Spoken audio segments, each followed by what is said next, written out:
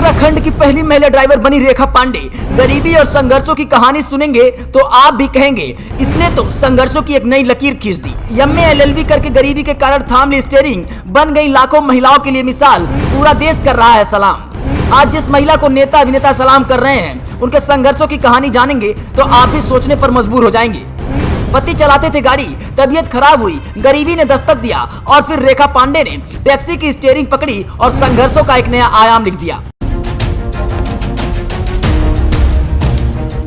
एक दौर था जब महिलाएं अपनी दहलीज तक ही सीमित थी, लेकिन अब वक्त बदल गया है। अब महिलाएं हर क्षेत्र में लगातार आगे बढ़ रही हैं और मिसाल कायम कर रही हैं। ऐसे ही एक मिसाल रानीखेत की रेखा पांडे ने पेश की है, जो उन लोगों के लिए बड़ी सीख है जो महिलाओं को कमतर आंकते हैं। रेखा पांडे उत्तराखंड की पहली महिला टैक्सी ड्राइवर हैं, जो बीते 1 महीने से रानीखेत के हल्द्वानी डेली सर्विस की टैक्सी चलाती हैं।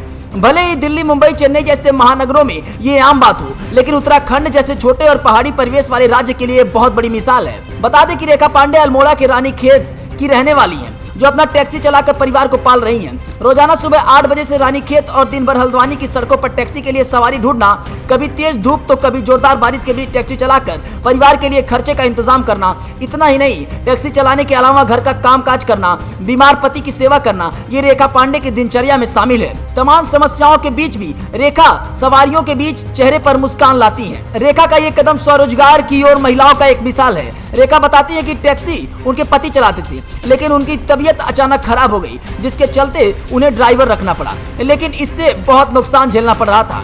ऐसे में उन्होंने खुद ही टैक्सी की स्टीयरिंग संभालने का मन बनाया और टैक्सी चलाना शुरू कर दिया। जब उन्होंने टैक्सी चलाने का काम शुरू किया तो सबसे पहले बहुत परेशानी आई। कई बार तो लगा कि वो गलत लाइन में आ गई हैं, लेकिन बाद में सब कुछ आसान हो गया। अब वो खुद ही ड्राइव करती हैं। रेखा पांडे ने डबल एमए किया हुआ है, साथ ही लॉ और नेट की डिग्री भी हासिल की है और तैयारी भी कर रही हैं।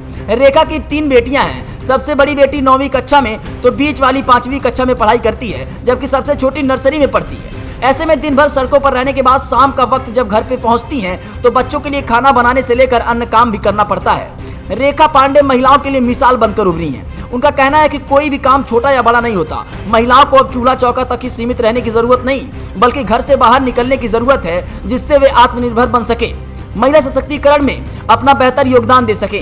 रेखा का मायका बागेश्वर के गरुड़ क्षेत्र के भेटा गांव में है, जबकि उनका ससुराल अल्मोड़ा के रानीखेत में है।